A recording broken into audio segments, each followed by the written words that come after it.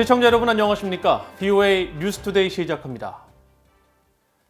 오는 20일 46대 미국 대통령에 취임하는 조 바이든 당선인이 국무장관과 백악관 국가안보보좌관에 이어 중앙정보국 CIA 국장으로 윌리엄 번스 전 국무부 부장관을 지명했습니다.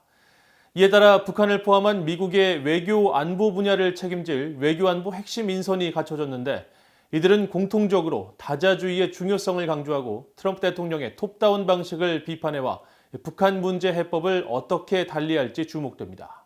첫 소식 함지하 기자가 보도합니다. 조 바이든 미국 대통령 당선인이 11일 중앙정보국 CIA 국장에 국무부 부장관을 역임했던 윌리엄 번스 카네기 국제평화재단 회장을 지명했습니다. I'm asking Ambassador Bill Burns to lead the Central Intelligence Agency. He knows how to lead and to lead with integrity. 오바마 행정부에서 국무부 부장관을 역임하고 러시아 주재 미국 대사 등을 지냈던 번스 지명자는 30년 넘게 국무부에서 근무한 전문 외교관으로 잘 알려진 인물입니다.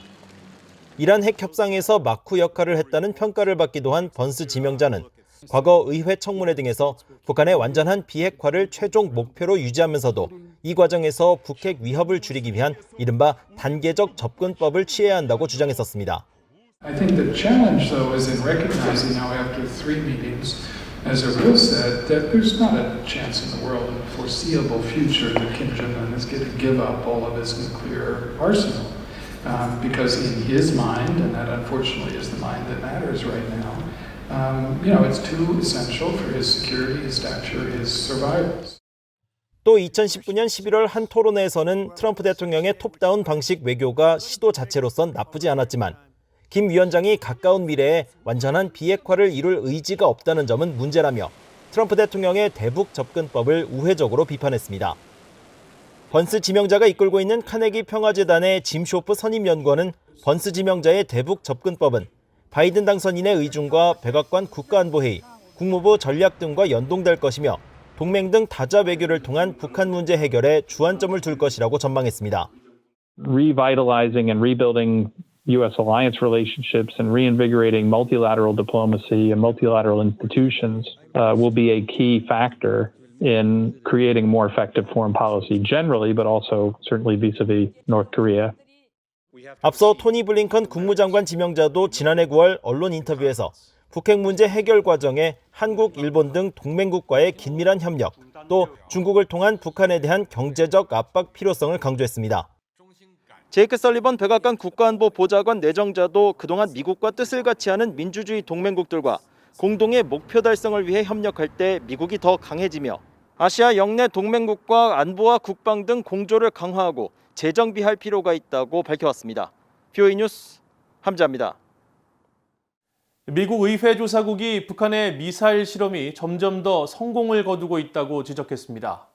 북한의 최신 무기들이 뛰어난 성능을 보이고 있다며 북한의 미사일 실험은 정치적 행위 이상의 목적을 거두기 위한 것일 수 있다고 분석했습니다. 이조은 기자가 취재했습니다. 미국 의회 조사국 CRS는 최근 갱신한 북한 핵무기와 미사일 프로그램 보고서에서 북한의 미사일 시험 프로그램은 단순한 정치적 행위 이상의 목적을 달성하기 위한 것일 수 있다고 분석했습니다. 북한 최신 무기들의 뛰어난 성능을 보면 북한의 미사일 시험은 탄도미사일 역량의 신뢰성과 효율성, 생존성을 높이기 위한 의도일 수 있다는 겁니다. 보고서는 이어 북한의 미사일 시험이 점점 더 성공을 거두고 있다며 이런 실험은 작전 훈련의 증가와 함께 북한의 영내 핵 억지 전략의 신뢰성을 높이기 위해 고안된 패턴이라고 분석했습니다.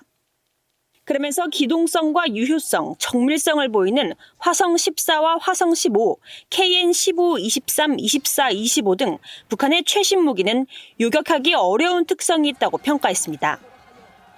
의회 조사국 보고서는 또 북한은 기동성과 신뢰성, 효능, 정확성, 생존성 등의 기능을 갖춘 핵무기와 운반 체계를 개발하고 있다고 밝혔습니다.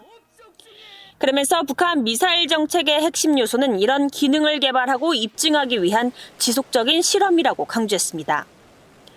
보고서는 북한은 고위급 외교적 노력과 유엔 안전보장이사회 제재에도 핵무기와 미사일 프로그램은 계속 진전시키고 있다면서 최근 탄도미사일 실험과 지난해 10월 열병식은 북한이 탄도미사일 방어 체계를 피하기 위해 고안된 믿을 만한 핵 전쟁 수행 능력을 구축하려는 노력을 시사한다고 밝혔습니다.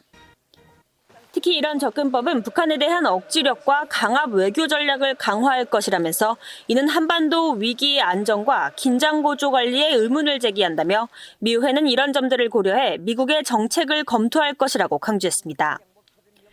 보고서는 북한이 지난해 10월 열병식에서 공개한 북극성 4호, 즉 잠수함 발사 탄도미사일 SLBM에 주목하면서도 이에 대한 시험은 아직 이뤄지지 않았다고 밝혔습니다. 다만 북한 탄도미사일 시험 프로그램의 진전은 패트리엇 미사일이나 이지스 탄도미사일 방어, 고고도 미사일 방어체계, 즉 사드 등 영내 미사일 방어망을 무력화하려는 것으로 보인다고 밝혔습니다. 의회 조사국 보고서는 그러면서 북한의 정밀유도 전술무기인 KN-24와 KN-25는 여전히 한국과 한반도 내 미국 자산에 상당한 위협이 되고 있다고 밝혔습니다. BA 뉴스 이존입니다. 북한 김정은 국무위원장이 최근 8차 당대회에서 핵무기 개발 기술 발전과 핵 잠수함 등 무기 개발을 공식화한 데 대해 북한은 비핵화를 위한 외교적 노력을 저해하는 행동을 자제해야 한다고 유럽연합이 밝혔습니다. 피터 스타노 유럽연합 외교안보 정책 담당 대변인은 11일 VOA에 유럽연합은 한반도 상황을 면밀히 주시하고 있다면서 북한은 긴장을 고조시키고 상황을 불안정하게 하며 외교적 노력을 저해할 수 있는 어떤 행동도 자제해야 한다고 말했습니다. 이어 유럽연합은 북한이 모든 관련 유엔 안보리 결의안을 완전히 준수할 것을 기대하며 한반도 신뢰 구축과 항구적 평화, 안보 수립을 위한 지속적인 외교적 과정에 다시 관여하기 위한 조치들을 취할 것을 촉구한다고 밝혔습니다. 그러면서 유럽연합은 여전히 북한의 핵과 대량 살상 무기를 비롯해 모든 범위의 탄도미사일 프로그램에 대한 완전하고 검증 가능하며 되돌릴 수 없는 폐기, 즉 CVID 목표에 전념하고 있다고 말했습니다. 스타노 대변인은 또 유럽연합은 국제사회가 대북 제재를 완전히 이행해 북한의 자국의 이익이 유엔 안보리 결의 준수에 있음을 보여줄 것을 촉구한다면서 유럽연합은 관련국들과 협의해 한반도의 평화적 비핵화와 지속 가능한 평화 구축을 목표로 하는 향후 외교적 노력을 지원할 준비가 돼 있다고 강조했습니다. 북한이 8차 노동당 대회에서 김정은 국무위원장의 총비서 추대 등 여러 인사 변화를 보여준 것과 관련해 미국의 전문가들은 권력 구조의 신속화 등의 의도가 있는 것으로 분석했습니다. 켄 고스 해군 분석센터 적성국 분석국장은 11일 VOA에 김 위원장에 대한 총비서 추대는 김일성 시대의 전통적인 구조로 돌아가는 움직임이며 이를 통해 권력 구조를 신속화, 공식화해 향후 5개년 경제개발 계획 등에 대비하는 것일 수 있다고 분석했습니다. 또 최선희 외무성 제1부상의 당 중앙위 후보위원 강 등은 북한이 외교 협상을 이끌어갈 것이라고 기대하지 말라는 신호를 보내는 것이라고 말했습니다. 브루스 클링너 헤리티지 재단 선임연구원은 이와 대비되는 중국통 인사의 승진에 대해 코로나 대응으로 인한 국경 봉쇄와 자연재해 등으로 막대한 경제적 피해를 입은 북한이 결국 중국의 지원을 기대할 것이라며 이번 인사는 중국과의 경제교류 확대 신호를 보인 것이라고 분석했습니다. 한편 김 위원장의 여동생 김여정 당 제1부부장의 정치국 후보위원 제외와 관련해 스캇 스나이더 미국 외교협회 미한 정책국장은 김 씨 일가 가족관계가 중요하며 당 대회에서 드러난 김여정의 입지 변화는 크게 중요하지 않아 보인다고 지적했습니다.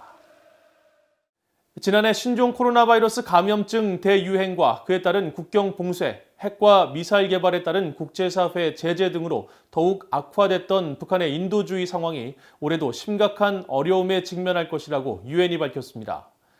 유엔 인도주의 업무조정국 아시아 태평양 지역 사무소는 최근 발표한 인도주의 대응 관련 보고서에서 북한이 지난해 만성적인 식량 불안정과 열악한 의료 서비스, 주민들에 대한 접근성 부재 등을 겪었다면서 가장 취약한 계층의 북한 주민들에게 심각한 영향을 주고 있다고 지적했습니다.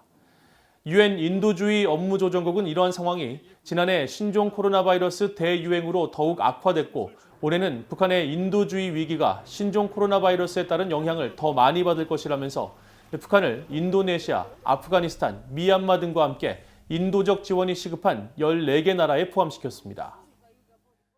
마이크 폼페오 미국 국무장관은 북한과 중국, 이란과 같은 나라들은 보편적인 인간 존엄성에 대한 존중이 없다고 밝혔습니다. 폼페오 국무장관은 11일 미국의 소리 VOA에서 진행한 대담에 참석해 북한과 중국, 이란을 직접 지목하면서 이들 나라들은 미국의 건립 기반인 보편적인 인간 존엄성에 대한 존중이 없다면서 이들 정권은 미국이 중요하게 여기는 모든 것들에 대해 반대하고 있다고 밝혔습니다. 폼페오 장관은 또 중국은 재산권과 인간 존엄성을 존중하는 법치 제도의 독보적인 위협이라는 데 대해 미국 내 초당적인 의견 일치가 있다고 생각한다면서 홍콩 내 민주화 운동과 중국 신장 지역 내 위구르족 탄압 등 중국을 둘러싼 중요한 사안에 대해 자신은 미국 민주당과 협력했고 미국 정권이 바뀌어도 이런 문제는 중요하게 다뤄지기를 바란다고 말했습니다. 폼페오 장관은 이어 미국의 소리 VOA의 권한은 정확하고 객관적이며 포괄적이면서 미국을 대표한다고 말하고 정부가 거짓말과 선전을 일삼는 나라에서 VOA는 진실을 알리는 역할을 한다고 말했습니다. 이상으로 VOA 뉴스투데이를 마칩니다. 시청해주신 여러분 고맙습니다.